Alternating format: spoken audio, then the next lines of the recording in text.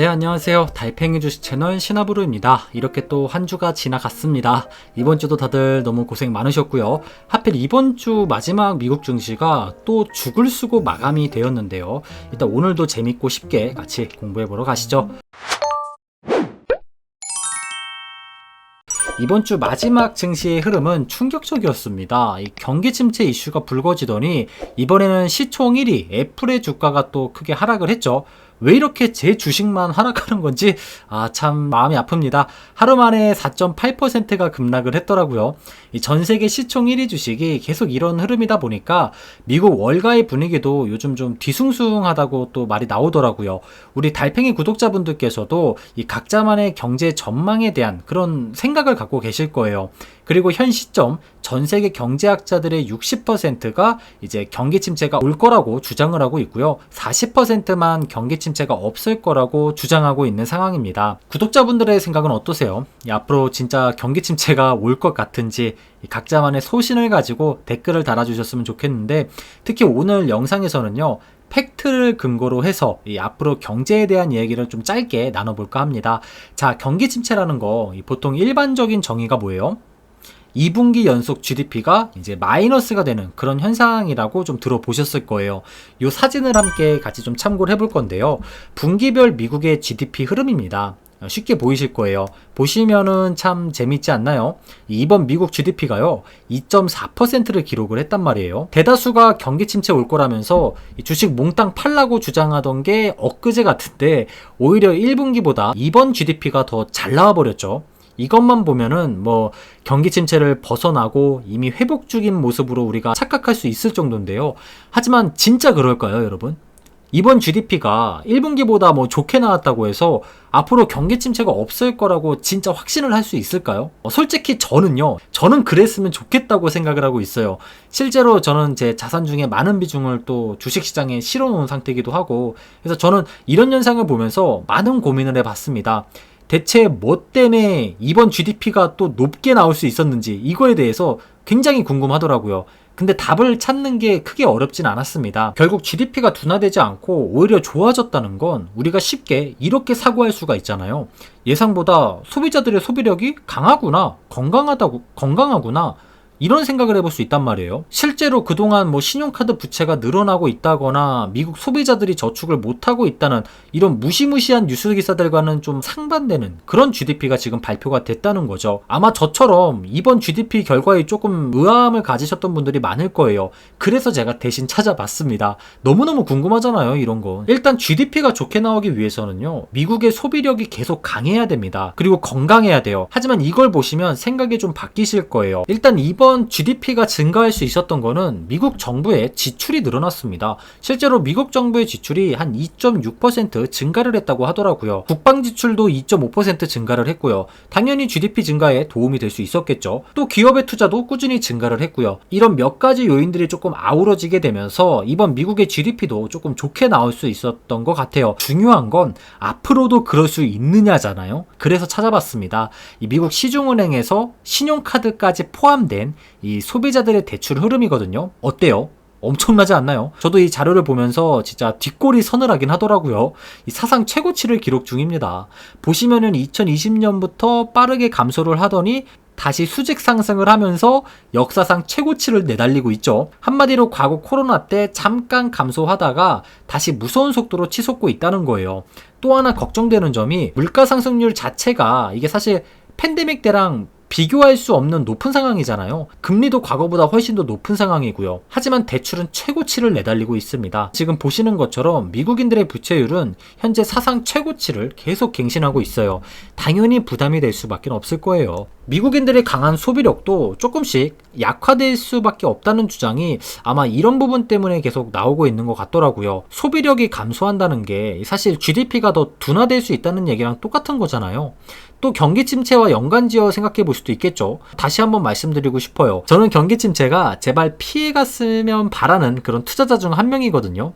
제 자산이 지금 주식에 묶여 있는 상태니까요. 그래서 저도 공부하면서 이런 자료를 보면 기분이 사실 좀 좋지가 않아요. 그래도 나름 공부라는 걸 해야 또 현 경제나 뭐 단기금리 흐름 정도는 우리가 예측을 할 수 있기 때문에 이런 공부라는 걸 하고 있는 거예요. 어쨌건 다시 본론으로 들어가서 자, 우리는 지금부터 미국 소비자들의 부채가 증가했다는 걸 직접 눈으로 목격을 했습니다. 조금 높은 것도 아니고 기록적인 수준으로 내달리고 있죠. 대출이 높다는 건 그만큼 현금 여력이 없다는 반증이 될 수도 있을 겁니다. 이번 인플레이션을 커버하는데 개인들이 많은 어려움을 겪고 있다는 것도 지금 알게 된 거예요. 어렵지 않다면 대출이 이렇게 늘어날 수는 없을 거예요. 실제로 자동차 대금도 계속 연체가 되고 있다고 하고요. 주택 시장에서도 이런 현상이 동일하게 나타나고 있어요. 일단 오늘 이런 팩트 자료만 놓고 확인해 본다면요. 우린 이런 사고를 할 수가 있을 거예요. 미국 소비자들의 재무 건전성도 앞으로 조금은 악화될 수도 있겠구나. 이 정도는 모두가 지금 추론을 해볼 수 있다는 거죠. 그리고 여기에 연결지어 생각해 볼 수 있는 게 있거든요. 바로 어제 미국의 고용보고서가 또 발표가 됐잖아요. 고용보고서. 노동시장이 조금씩 둔화되기 시작하면서 마치 당장 시장이 상승할 것 마냥 호기로운 기사들이 또 어제 줄줄이 나오더라고요. 하지만 시장은 어땠어요? 네, 맞습니다. 애플이 4% 넘게 급락을 했고요. 결국 미국 증시는 또 하락으로 마감을 해버렸죠. 그토록 바라던 노동시장의 열기가 식고 있는데 왜 또 이렇게 하락하는 흐름이 나왔을까요? 아까 제가 연관지어 생각해 볼 수 있다고 말씀을 드렸죠. 맞아요. 미국 소비자들의 재정 흐름이 악화가 될 수 있는 지금 이런 현 시점에 노동시장까지 둔화가 된다? 이러면 미국 소비자들의 피해가 어떻겠어요? 더 가속화될 가능성이 높아지겠죠. 이미 시장은 이런 것까지 생각하고 하락했던 게 아닐까요? 오늘은 큰 틀에서 이 미국 소비자들의 실제 대출 기록을 보면서 공부를 하고 있습니다. 그리고 앞으로도 우리 구독자분들과 함께 이런 팩트를 가지고 계속 공부를 이어나갈 계획이에요. 이런 작은 그림 조각 하나하나를 맞춰나가다 보면은 결국 큰 그림 조각도 우리가 맞춰지는 그런 날이 올 수도 있잖아요. 물론 우리가 시장을 예측할 수는 없어요. 절대로요. 하지만 우리가 꾸준히 공부하는 이유는 간단합니다. 투자에 자신감을 가지기 위해서거든요. 저도 마찬가지고요. 경제의 미래는 알 수 없지만 그래도 이해는 하고 있어야 어떤 주식을 산다 판다 이런 투자 의사를 우리 스스로 내릴 수 있는 거잖아요. 자, 그럼 올해도 벌써 8월이에요. 지금까지 우리가 계속 공부해왔던 이 작은 퍼즐 조각 하나하나들을 모아보자고요. 연준은 여전히 인플레이션과 맞짱을 뜨고 있는 상태예요. 금리를 인상하고 있죠. 그리고 직전 FOMC 회의에서도 연준 의장 파월은 이렇게 말을 했어요. 인플레이션 지금 조금 내려간 거 뭐 어쩌라고? PC 이 핵심 인플레이션이 문제잖아. 여전히 높아. 여전히 끈적여. 그래서 임금 인플레이션을 어떻게든 낮춰야 해. 이렇게 주장을 했단 말이에요. 결국 앞으로도 노동시장을 더 둔화시키겠다는 소리죠. 이건 뭐 전문가들의 주장도 아니고요. 제 주장도 당연히 아니에요. 실제로 연준 의장, 연준이 주장하고 있는 팩트입니다.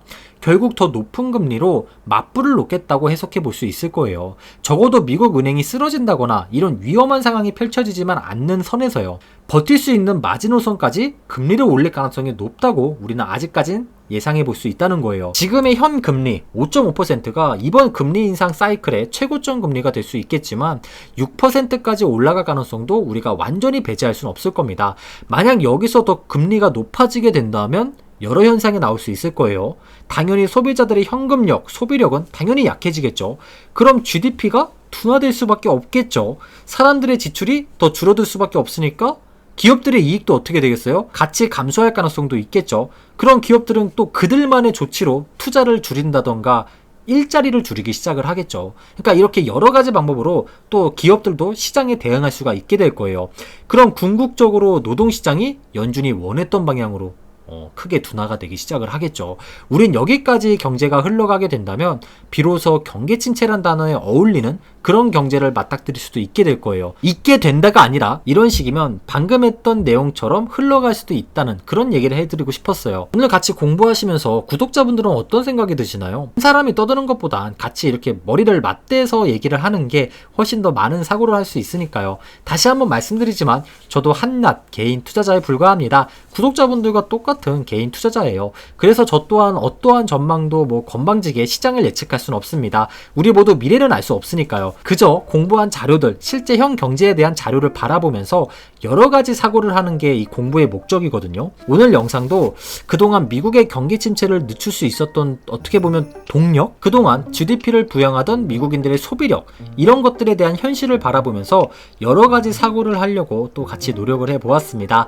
반드시 구독자분들의 생각도 같이 같이 알려주셨으면 좋겠어요. 앞으로 연착륙 아니면 경기 침체 어떤 전망이신지 개인적으로 좀 궁금하네요.